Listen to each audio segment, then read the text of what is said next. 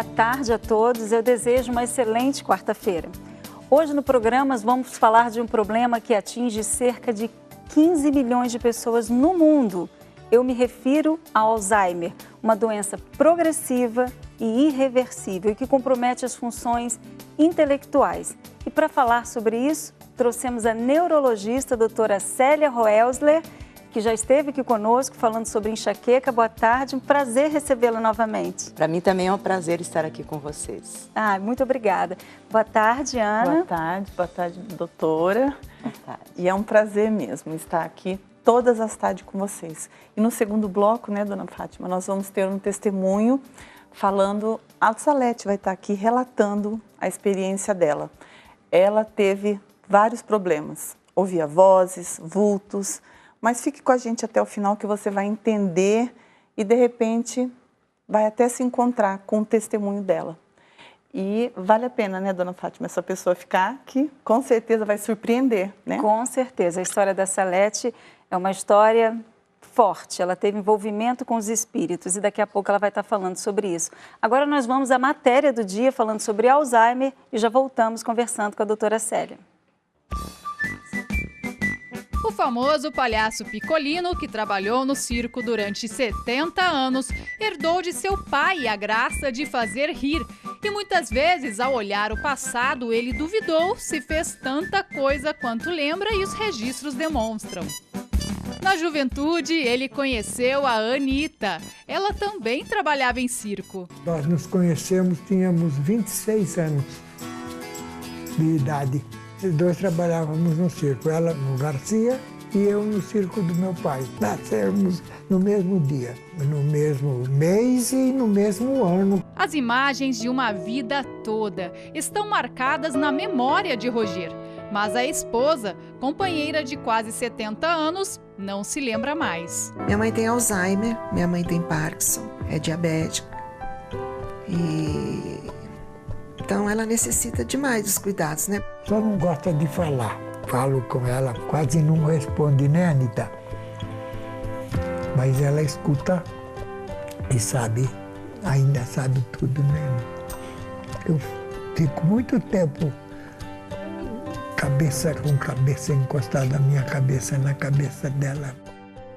Um tempo.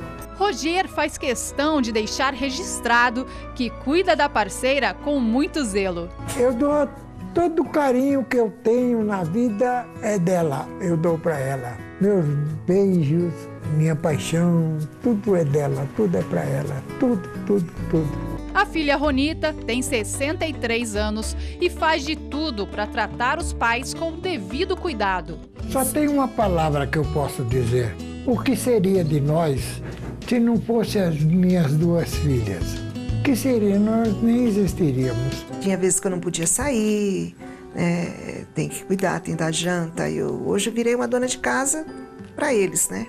Os remédios, todos os cuidados, né? Tem que ser supervisionados. No começo foi assim, eu fiquei em parafuso, né? Não sabia como lidar com a situação.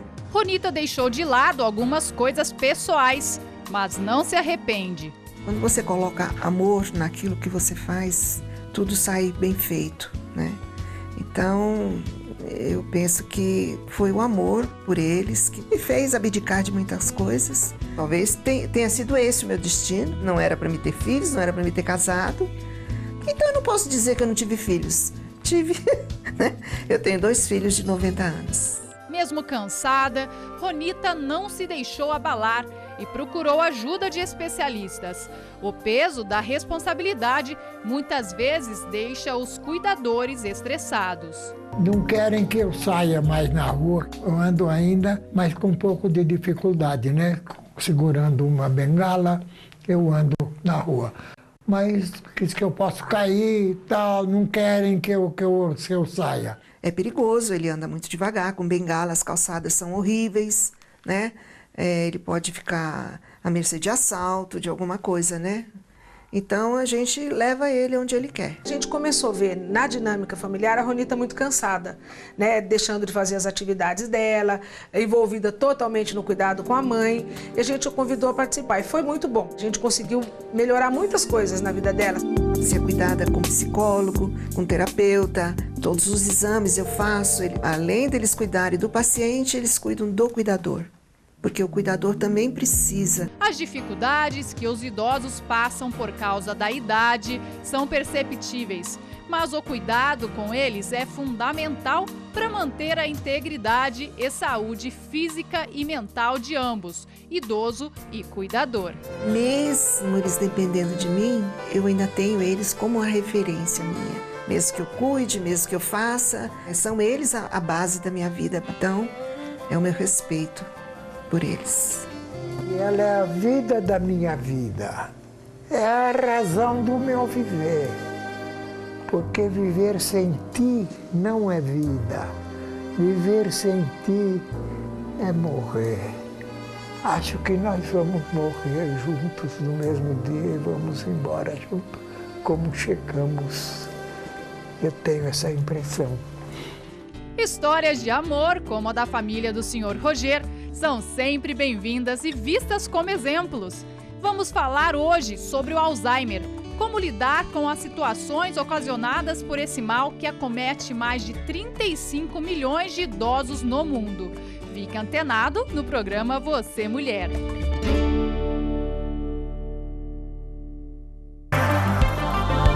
Faça sua pergunta sobre saúde e envie para o nosso Facebook, facebook.com/vocêmulher.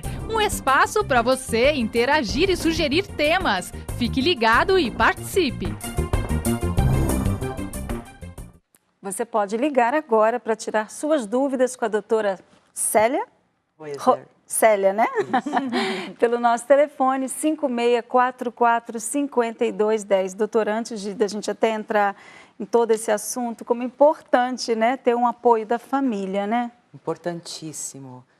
Você falou muito bem, uma família bem estruturada consegue administrar de uma forma melhor, né? Embora seja muito triste. Então vamos lá, doutora, o que seria doença de Alzheimer? Então, é um quadro demencial. Existem vários quadros de demência. A doença de Alzheimer é responsável por 80% dessas demências. E começa com uma alteração progressiva da memória. E quais são os outros sintomas que a pessoa tem? Quais são todos os sintomas que a pessoa tem? O primeiro sintoma ela começa a esquecer fatos recentes. Primeiro dos sintomas. Depois ela começa a ter alteração de humor. Ela fica irritada, sem causa aparente. Ela começa a suspeitar das pessoas que estão em volta dela. Mesmo pessoas muito amigas, elas acham que estão falando mal por trás. Ela pode se tornar apática ou então muito eufórica. São as oscilações de humor que nós falamos. Muitas vezes ela perde o senso de crítica. Então ela não sabe nem até como se arrumar e até o que falar para as pessoas. Além de esquecer, por exemplo, o fogão ligado, perder objetos e não encontrar. Nossa, muitas coisas que a família fica perdida, porque ela se perde, ela sai e não volta, vai na padaria, esquece o caminho de volta, um caminho que ela fazia sempre. E ela começa a esquecer até caminhos que ela fazia para ir trabalhar, por exemplo, já não dá mais, o trabalho começa a chamar atenção, porque são pessoas que eram muito ativas e, de repente, começam a apresentar esses sintomas. Doutor, pois não, fala. Doutora, mas é que ela está falando, eu estou assim, meu Deus, isso tudo é ao mesmo tempo? Ou não? Começa aos poucos? Tudo é progressivo. Tipo, hoje ela foi para a padaria, já demorou mais um pouquinho, quer dizer, já esqueceu. Ela demorou um pouquinho para voltar, ela meio se perdeu no caminho, mas voltou. E já não comprou tudo que ela foi comprar na padaria. Ah, tá. É porque ela está fazendo essa lista, eu tô, meu Deus, será que... Então é aos poucos, é uma coisa né? progressiva que vai piorando. Doutora, nós do programa Você Mulher estamos circulando o Brasil, tirando dúvidas, e o estado hoje escolhido foi Goiás. E nós temos a pergunta da Selma para a senhora.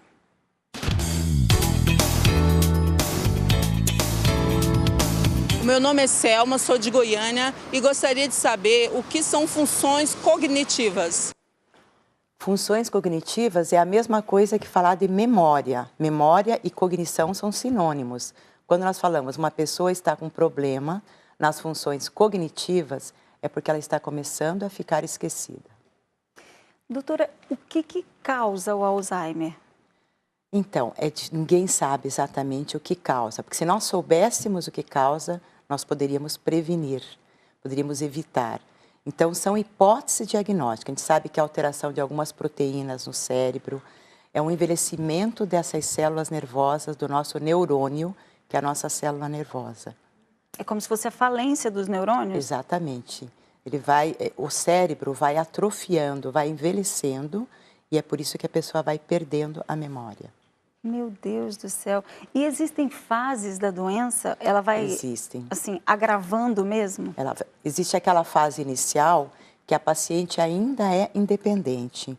Ela consegue andar, tomar banho sozinha, se vestir, escolher a roupa, consegue até fazer a comida, mas ela já começa a ter aquelas falhas de memória que começa a chamar atenção. Mas essa é uma fase muito leve, que, aliás, a família só precisa ficar um pouco atenta. E muitas vezes, quando é uma pessoa com uma alta escolaridade, essa fase não é percebida, porque existe um termo que nós chamamos de reserva cognitiva. Quando a pessoa é um professor universitário, que ele consegue disfarçar. Se foge uma palavra, ele consegue usar um sinônimo para isso. Porque a pessoa começa esquecendo até, ela quer um copo para tomar água, ela fala, me dá isso para eu tomar água. Ela esquece que isso chama copo. Aí aquela pessoa que usa um grampeador, ele fala assim, eu quero aquele objeto que eu uso para unir as folhas. Ele esqueceu o nome grampeador. Quando a gente fala desse esquecimento, é um esquecimento que eu já ouvi falar, que é uma coisa mais recente, do hoje em dia, do ontem de ontem, porque o passado mesmo fica na memória. Ela lembra de coisas da infância, da adolescência, do casamento, da festa, com detalhes. Agora, se você pergunta para ela, o que você almoçou ontem? Numa fase moderada, ela já não lembra. Numa fase moderada, que é a segunda fase, ela esquece o dia e o mês e o ano. Se pergunta que dia é hoje, ela não sabe. Mas o esquecimento só, isolado, já é uma suspeita de Alzheimer? Porque esquecimento por esquecimento, vamos lá, você me perguntar o que eu comi ontem, eu não sei se eu me lembro. Todos nós temos esquecimentos, todos nós esquecemos. Quando que ele chama atenção? Então, existem várias causas de esquecimentos que têm que ser afastadas antes de você dar um diagnóstico de Alzheimer. Estresse, tanto físico como emocional, pode fazer a pessoa ficar esquecida. Uma noite mal dormida. E existem alterações metabólicas, por exemplo, falta de vitamina B12, uma disfunção da tireoide, pequenos AVCs também, que não é Alzheimer, mas pode dar uma depressão grave, pode fazer a pessoa se tornar esquecida. É mesmo. Alterações das enzimas do fígado. Então, antes de você dar esse diagnóstico, você tem que pedir esses exames de sangue, tem que fazer uma boa história de vida dessa paciente, o que está acontecendo, quando começou esse esquecimento, porque no Alzheimer é uma coisa progressiva, não é uma coisa que de repente a pessoa esqueceu tudo, esqueceu quem era, esqueceu quem são os... Aí pode ser uma outra coisa. Tem que ir eliminando. Tem que ir eliminando, tem que fazer um acompanhamento muito bem feito, uma história clínica bem feita, junto com o familiar, com o acompanhante. E a senhora tocou em assunto de familiar? É uma coisa genética? É um problema genético? Existem alguns estudos que pode ter uma linha de Alzheimer genética, que são aqueles casos que começam em pacientes bem mais jovens. Mas é muito raro e ainda está sendo investigada e estudada. Você ia perguntar? Doutora, por que falam que aprender um outro idioma ajuda? Qualquer coisa que exercite o teu cérebro pode ajudar, principalmente aprender um outro idioma, fazer uma atividade física, fazer palavras cruzadas, jogar cartas, tudo isso contribui para exercitar teu cérebro, mudar caminhos, previne, né? Mudar temperos, tudo. Você tem que tudo exercitar. Que você vai exercitar. Você tem que exercitar os teus 5 sentidos. Visual, quando eu falo que tem que mudar os caminhos. Você não fazer sempre o mesmo caminho para ir para sua casa. Olfativo, você mudar as fragrâncias, os perfumes, os odores que você usa na tua casa. Mudar os temperos para exercitar teu paladar. Ouvir músicas diferentes para a memória auditiva ser exercitada, até a tátil. Você for procurar uma roupa, você não olhe, vou pegar aquela blusa de seda, você tenta localizar com o tato. Vou pegar aquela de lã, você tenta com o tato. Mas tudo isso seria... exercita o cérebro de um modo geral. Ah, sim. Não ajudaria para a pessoa que já está vivendo o problema. Não. É mais prevenção. É mais para preventivo. exercitar o cérebro. Doutora, nós temos uma outra ligação, é a Luciana.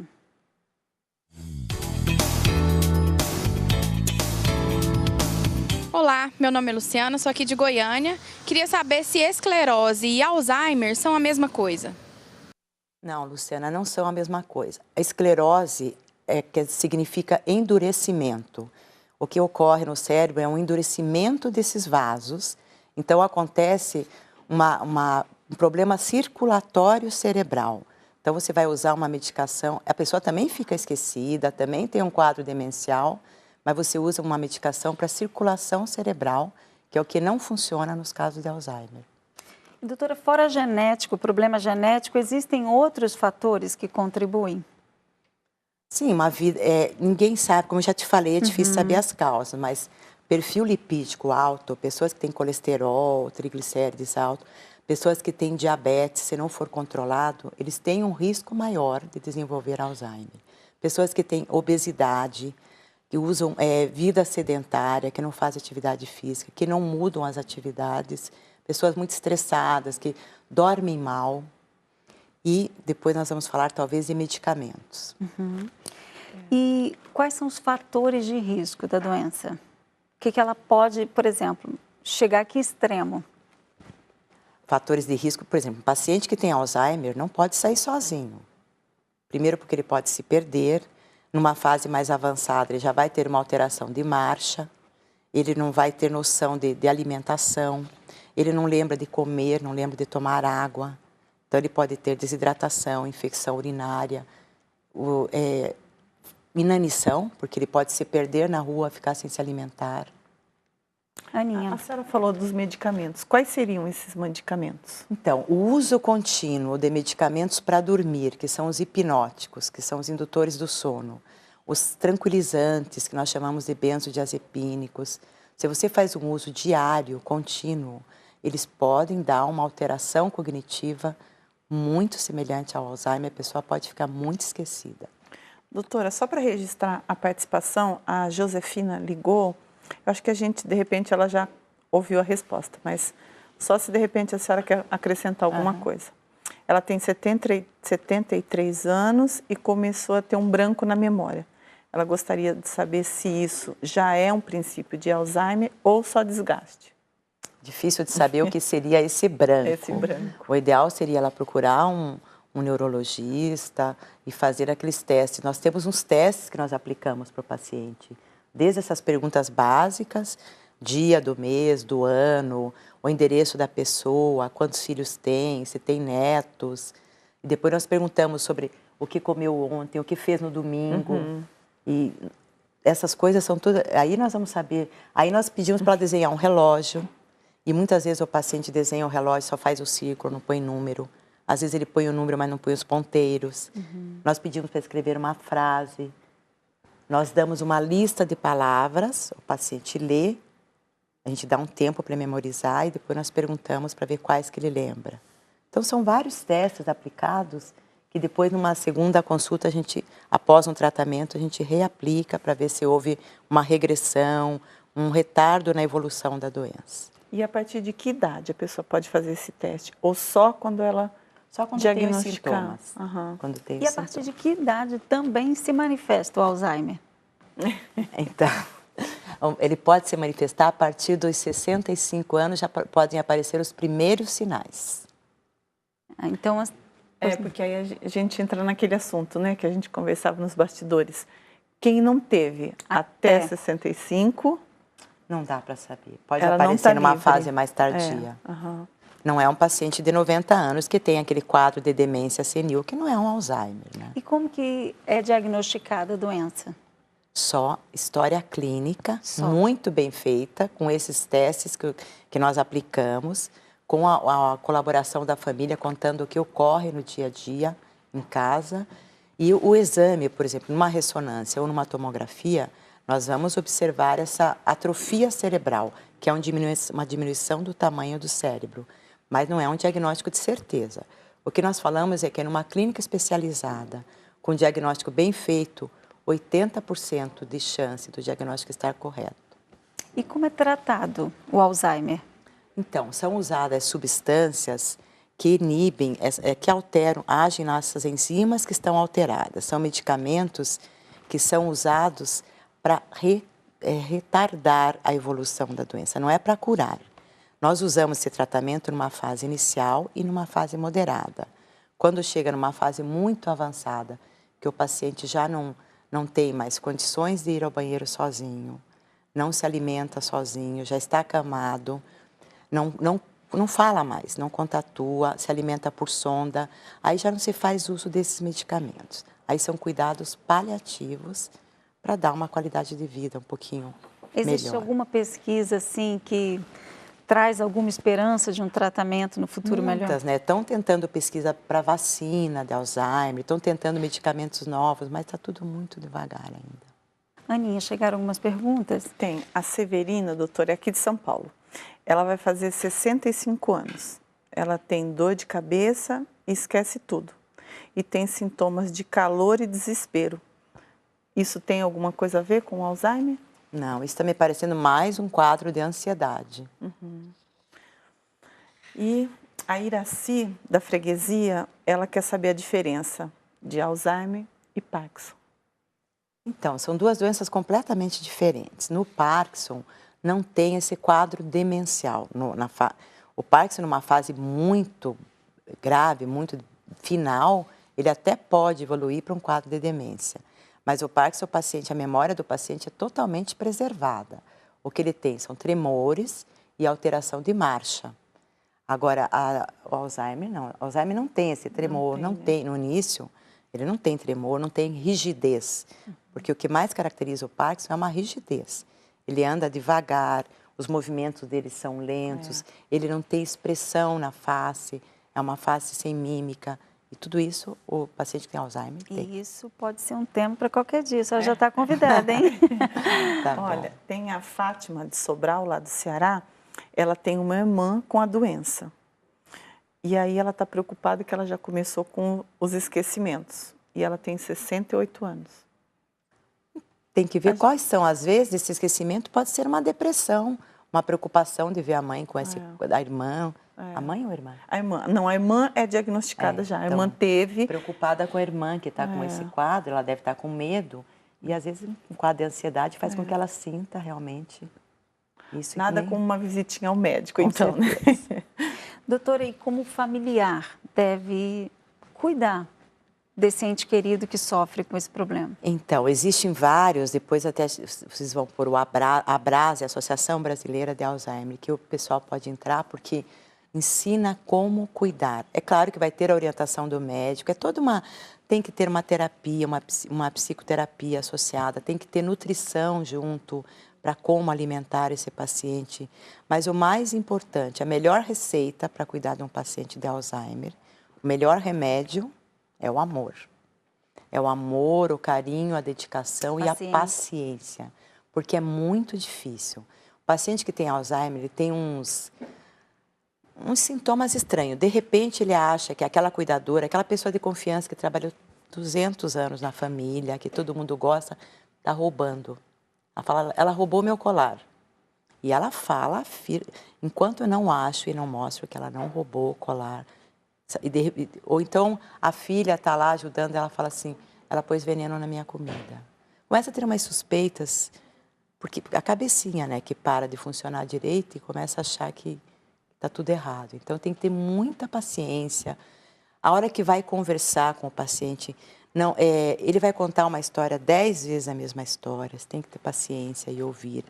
Quando ele falar as coisas erradas, se der para não ficar corrigindo o tempo todo, aceitar. O melhor é não corrigir.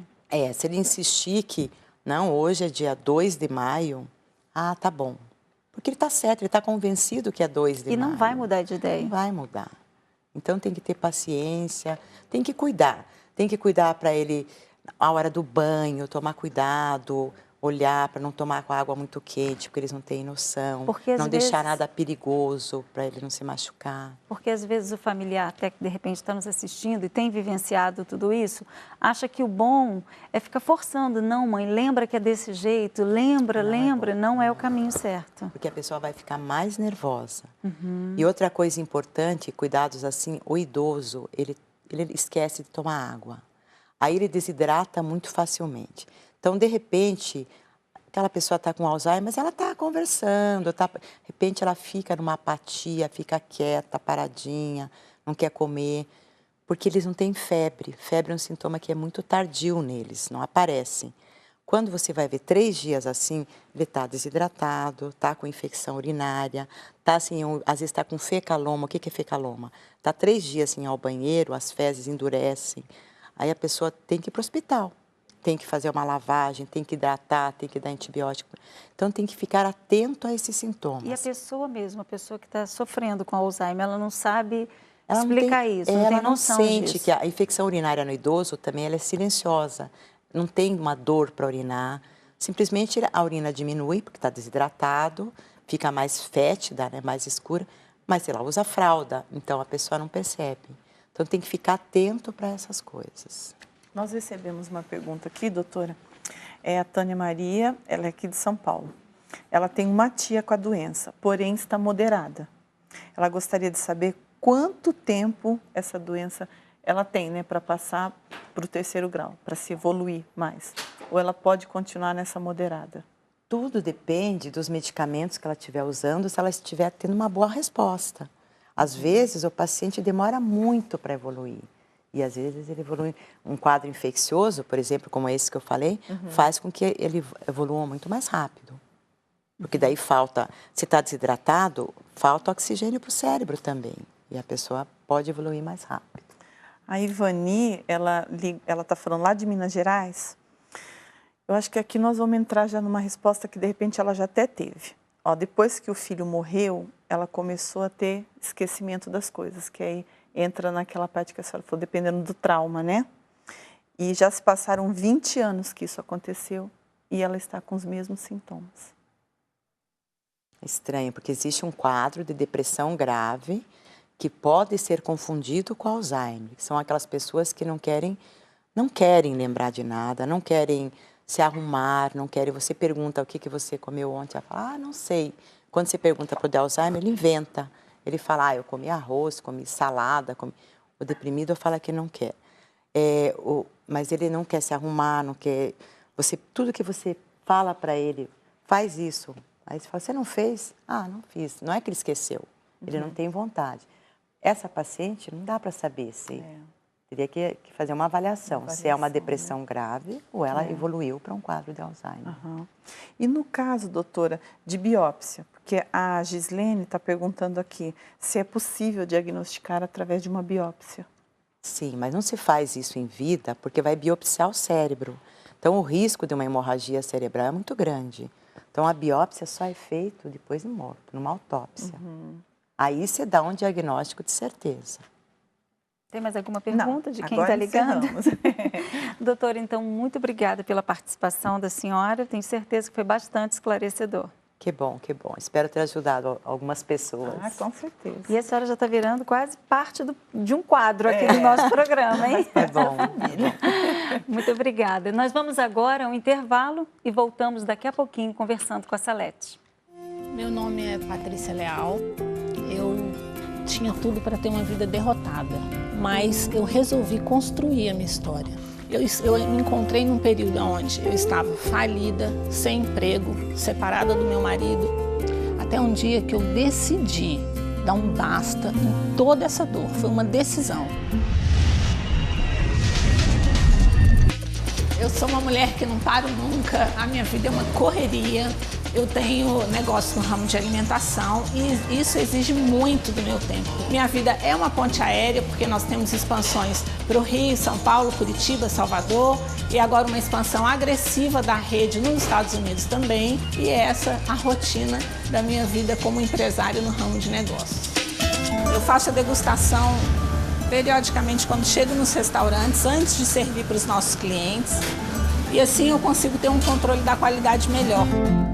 E eu só consigo hoje ter sucesso porque eu tenho uma equipe de sucesso. Eu tenho vários colaboradores que realmente se dedicam à marca. E estar com eles melhora o meu dia. É muito gostoso.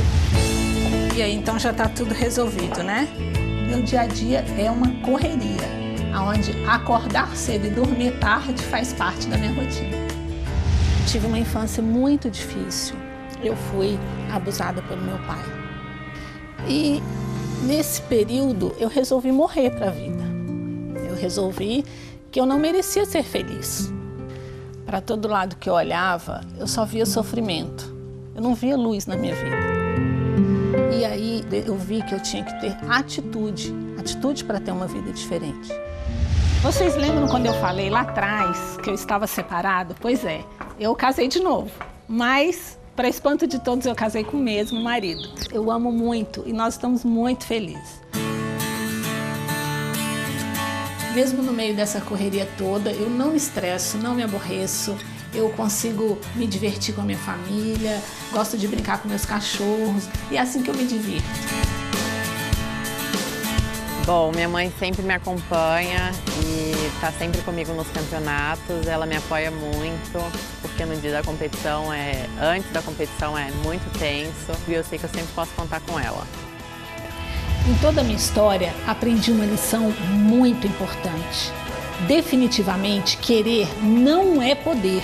Eu sempre quis ser feliz, mas não conseguia, até que algo provocou a mudança da minha vida. Eu sou Patrícia Leal, de vítima de pedofilia e mulher traumatizada, tornei-me uma empresária de sucesso, pronta para conquistar o mundo. Eu sou a Universal. Você pode mandar a sua dúvida sobre diversos assuntos, pedir orientação ou fazer um desabafo. Envie seu e-mail vocemulher@r7.com. E você pode mandar o seu e-mail para vocemulher@r7.com, você certamente será respondido, ou ligar para o nosso telefone 5644-5210. Nós temos um grupo de esposas à sua disposição para te orientar, tá bom? Eu estou aqui com a Salete. Boa tarde, Salete. Você me contou ainda há pouco que seu sofrimento começou aos 6 meses de idade. Sim, porque eu fui dada aos encostos ainda no ventre materno e com 6 meses eu comecei a ter crises de asma, né? Sua mãe, então, sim, frequentava... a minha mãe, ela tinha uma empregada que ela era do meio dos encostos. E a minha mãe teve um problema muito sério de saúde. E minha mãe procurou médico, fez tudo que lhe era recomendado, mas ela não melhorava. Então, essa empregada chegou para minha mãe e disse a ela que fosse procurar uma casa. Minha mãe foi procurar essa casa e lá recomendaram que ela se recolhesse para fazer um ritual. A minha mãe, eu estava no ventre da minha mãe já estava grávida de mim, já estava com 7 meses, mais ou menos. Quando a minha mãe se recolheu, deitou para fazer o ritual e tal. Ela de pronto obedeceu a sugestão? Sim, porque o sofrimento da minha mãe era muito grande, né? E ela foi, né? E assim, não é nem o caso assim de pronto. Esse mundo é um mundo tão de ilusão, é uma coisa assim que ele te cerca, ele te cega tanto, que ele sabe como fazer a coisa, né? Ele sabe como te iludir. Então, se você está passando determinados sintomas que ninguém entende, o que você está sentindo, o seu sofrimento interior, de repente você encontra alguém que descreve aquilo para você com perfeição. Claro que você sofrendo, você vai acreditar. Vai se identificar, vai enxergar uma esperança, sim. Né? E fala assim, poxa, essa pessoa tem uma empatia comigo, ela está sentindo o que eu sinto, ela está sabendo o que eu sinto. E claro, foi assim que minha mãe, confiando, recolheu para fazer o tal do ritual. E foi dito a ela que só uma de nós duas sobreviveria, ou ela ou eu. Mas depois que ela estava já recolhida, tudo, o zelador, né, o pai dos encostos, chegou para ela e disse que havia jogado e que a pessoa que ela estava esperando tinha um dom, tinha uma missão. E que eu não morreria nem ela, mas eu teria que pagar com essa missão. E foi assim que depois eu nasci bem, não tive problema nenhum de nascimento, nada. Mas logo em seguida, né, com 6 meses, eu comecei a ter muitas crises de asma. E hoje está tudo muito evoluído, mas isso há 58 anos atrás, não. Então a minha mãe sofreu muito com isso. Minha mãe me levava em tudo quanto era lugar, né? E eu cresci vendo vultos, ouvindo vozes, né? E não tinha percepção do que era real ou não, porque uma criança não tem, né, esses valores. Mas conforme eu fui crescendo, eu via que a minha mãe, ela era católica. Mas minha mãe me levava em lugares que eu reconhecia imagens como tinha na Igreja Católica. E eu me interessava muito pela história dessas imagens, desse santo, quem eram, né? Eu era uma criança muito inteligente. Criança inteligente é muito perguntadeira, né? E eu queria saber tudo. E a minha mãe me contava, e eu prestava atenção em uma coisa que na época, para mim, era muito diferente. As imagens, os santos das igrejas católicas, eles tinham umas histórias muito sofríveis, né? Todos muito sofridos. E os das casas de encosto, não. Eles eram muito valentes, eles eram muito guerreiros, eles podiam muito tudo. Então, claro que já desde criança eu não queria sofrer. Minha mãe me dava umas explicações assim, claro, coitada, na ignorância dela, que para uma criança não tem como uma criança assimilar aquilo e tirar a conclusão. Né? A minha mãe falava que Jesus tinha morrido por mim. Na minha cabeça eu achava que eu tinha matado ele, uma criança. Então, quer dizer, é muito complexo você falar esse tipo de coisa para uma criança. E eu perguntava para a história, né, de Jesus, quem era Jesus e tal. E minha mãe contava a história dele, e eu achava ele um coitado. Então tinha aquelas procissões que você vai, que você né, tem aquele Jesus morto, sofrido. Eu não queria esse Jesus de jeito nenhum. Que sempre que eu tinha uma crise, meu pai tinha uma santa que ele gostava demais, e ele falava para mim assim, pede para ela porque ela está em tudo quanto é lugar. Eu falava, nossa, mas se ela está em tudo quanto é lugar, ela está vendo que eu estou sofrendo, ela não faz nada, ela não é boa. Usava inteligência. Então, pois é uma coisa muito difícil você falar para uma criança inteligente, ainda mais como eu era. Sem contar que eu não tinha amigos imaginários, não. Eu tinha pessoas que eu via. Eu conheci todas as pessoas da minha família que haviam falecido, eu vendo como eu estou vendo as senhoras agora. É mesmo? E conversando com eles. Então, para mim, o mundo era normal. Só que eu perguntava para minhas irmãs, eu sou a terceira de uma família de 4 filhos. Então, eu perguntava para meus irmãos, você vê a fulana? A vovó falou com você? Não, a vovó morreu. Mas como que ela morreu? Se eu vi, vovó.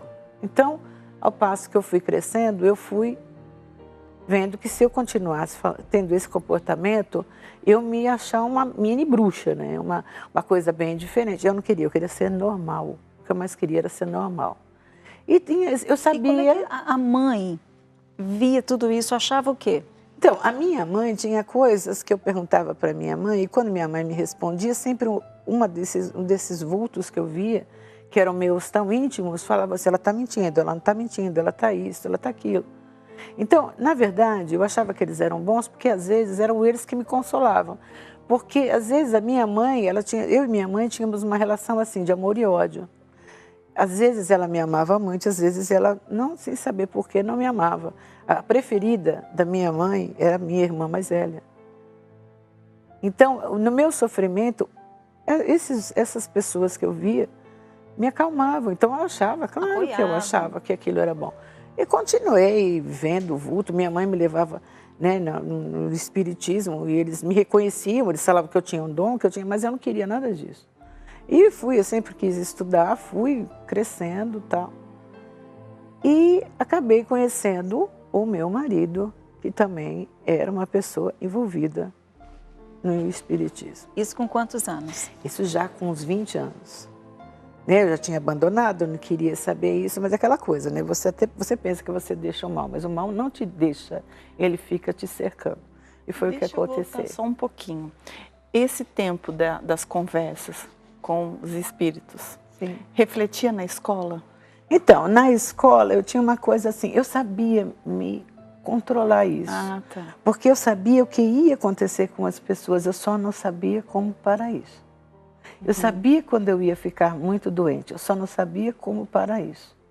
E na escola eu controlava, porque eu já sabia o que era normal e o que não era. O que era quentinho, o que eu tocava era quentinho, era a pessoa mesma. E o que não era, eu já sabia. É uma coisa assim, horrível. Meu Deus, e era assim, uma coisa totalmente normal, não existia medo. Não, eu estava acostumada. É desde criança, né? Vendo, de bebê? Vendo, então não. Passou a ser Mas não algo... assustava o fato de ninguém ver? Não, porque eu perguntava, porque eu fui, assim, aquela coisa, você é condicionada, né? Eu fui condicionada a pensar que eu tinha um dom que os outros não tinham.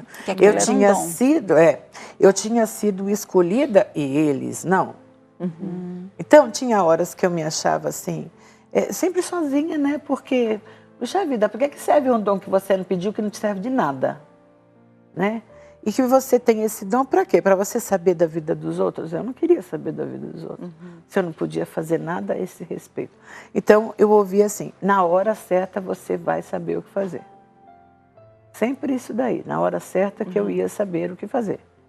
Mas assim, o seu dia a dia, levantou, já começava? Não, nem sempre, nem sempre. Eu percebia, eu via mais, eu sentia mais coisas assim, ou quando eu estava para ficar doente, ou quando havia algum atrito entre pai e mãe, irmãos, né, coisas assim.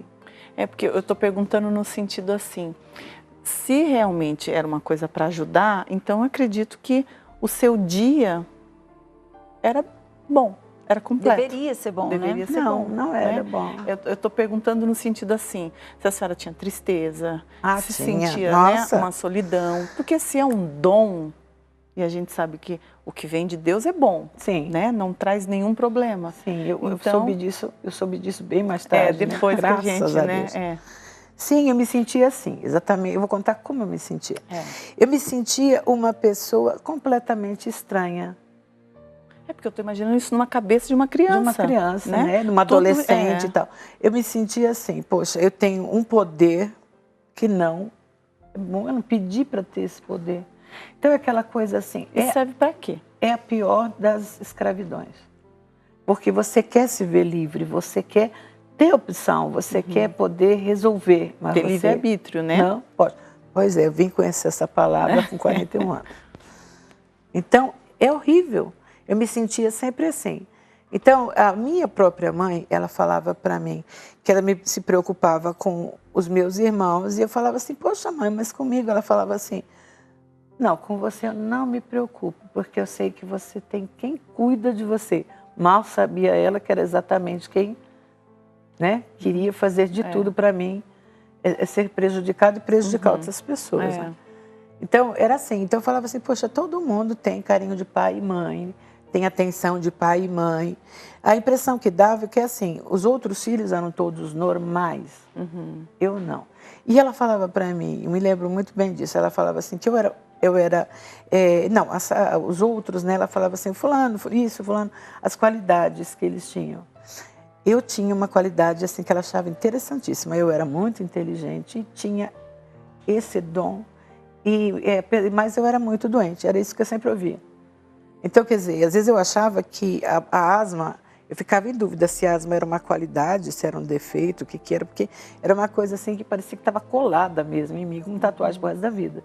E nesse período de adolescência, você chegou a buscar espíritos, assim, frequentar casas de espíritos? Então, de eu comecei a querer me afastar disso, né? Porque eu achava assim, na minha cabeça, né? Que isso daí... Aí você vai crescendo e você vai se envolvendo com a ciência. Então, você vai procurando outras soluções, né? Então, você começa a estudar. Aí, eu fiz história por 6 meses. Então, aí eu achava assim, não, isso aí tem que ter uma explicação científica, né? Então, como eu não achava nada, assim, condizente... Eu falava assim, bom, eu sei que eu sou médium, eu sei que eu tenho algumas coisas, mas se eu não ligar, passa. Minha cabeça era bem isso daí, se não ligar, passa. Esse negócio de missão, eu falava assim que não, né, que eu esperava a hora que tivesse que resolver isso daí. E acabei conhecendo meu marido, que já era envolvido nesse meio também.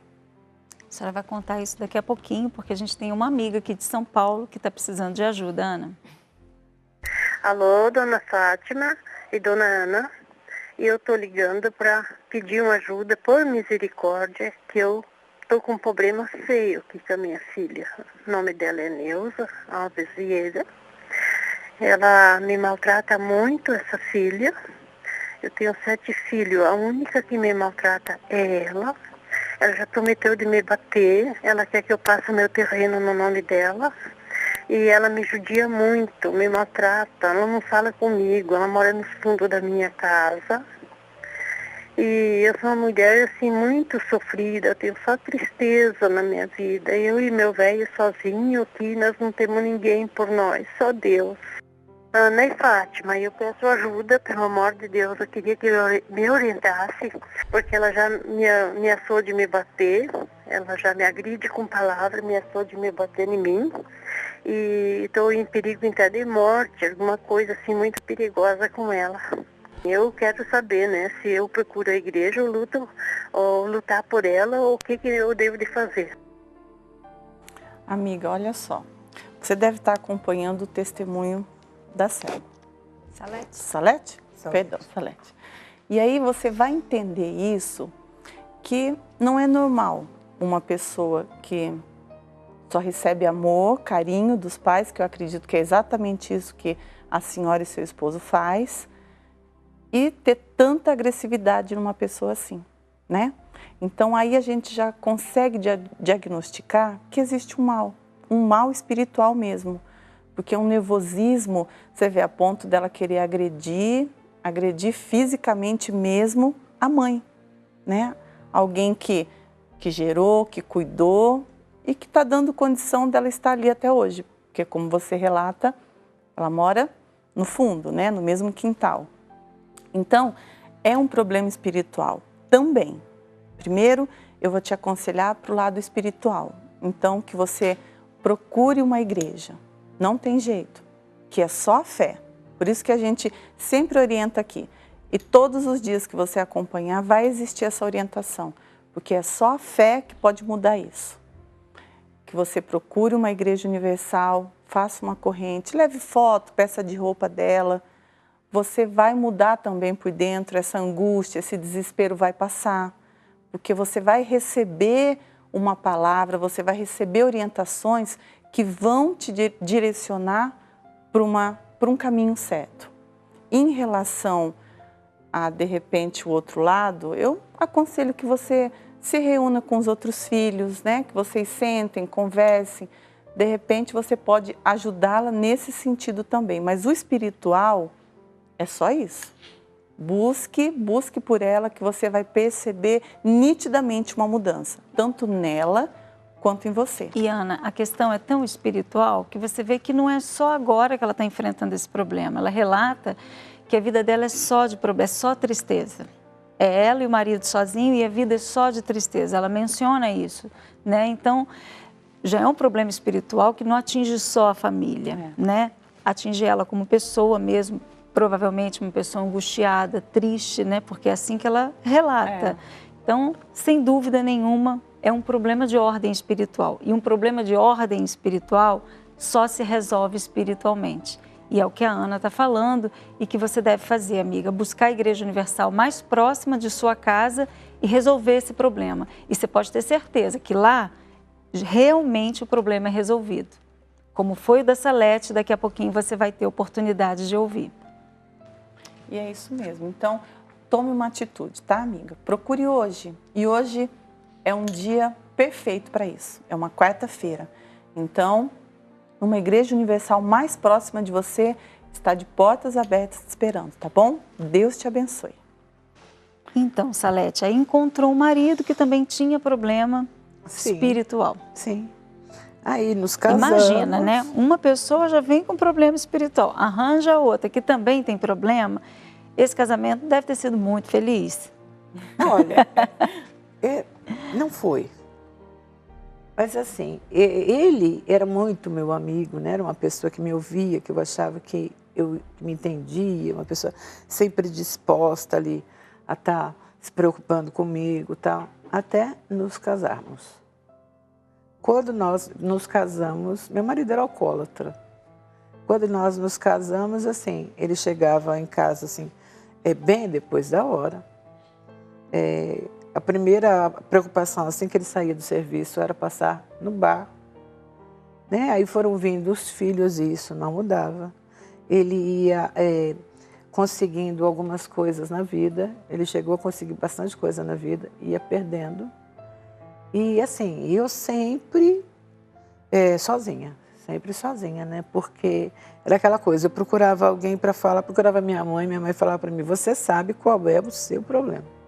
Você sabe o que você tem que fazer na vida. Você sabe que não vai adiantar. Mais cedo ou mais tarde você tem uma missão para cumprir. Era essa a resposta que eu recebia, né? Mas, tudo bem. Aí, tive meus filhos, né? Eu tenho 4 filhos, tive meus filhos. E eu tinha 3 na época. E o meu marido, na família, ele tinha outras pessoas envolvidas com o espiritismo também. E eu tinha uma ex-cunhada que a gente tinha incompatibilidades, né? Assim, eu gostava de ficar cuidando dos meus filhos, eu gostava de ficar em casa com meus filhos. E ela não, ela queria que eu a acompanhasse exatamente no espiritismo e eu não queria ir. Então, ela acabou fazendo uma bruxaria para mim. E claro, né, uma pessoa totalmente sem proteção nenhuma, né, cheia de dons, né, propício exatamente para isso. Então, juntou a fome e a vontade de comer, né? Então, isso foi em 85, eu comecei, assim, a emagrecer, eu comecei a ter hemorragias que não paravam, médico nenhum entendia o que eu tinha. Eu tinha muito desejo de beber, mas eu nunca consegui beber, porque quando eu entrava num bar para beber, exatamente o espírito me pegava e me levava para casa. Então eu falava, puxa vida, que bom, eu tenho uma guardiã comigo, esse espírito para tomar conta de mim, para não me deixar virar alcoólatra, né? Claro, né, que ele sabia que eu era inteligente e não adiantava ele agir de outra forma comigo, né? Ele tinha que ser mais sagaz do que eu. Eu estou aqui escutando essa história e pensando, meu Deus,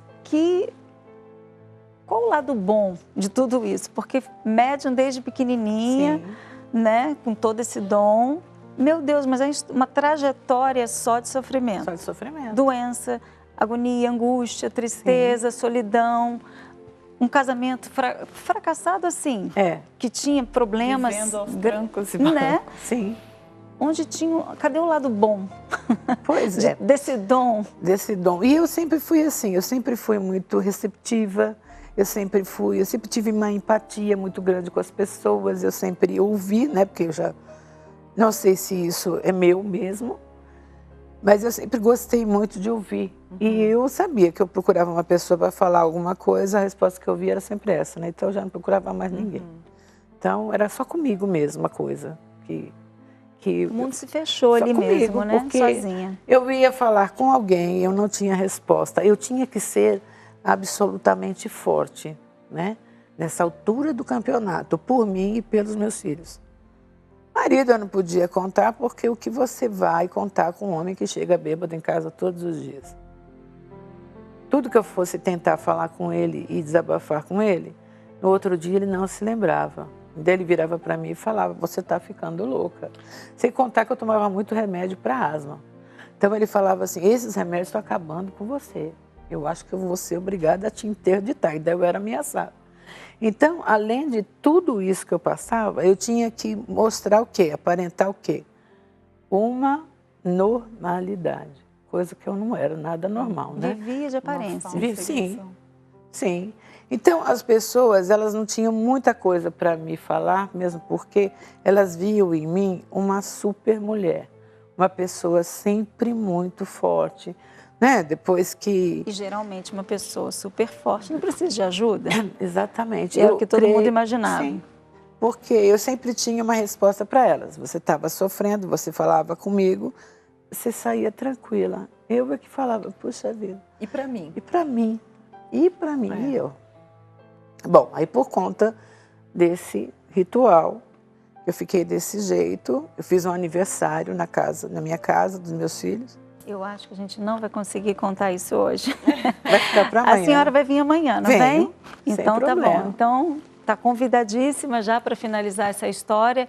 E eu queria convidar você, que também está aí assistindo a história de Salete, que participe amanhã, para entender como ela encontrou saída diante de tanto problema.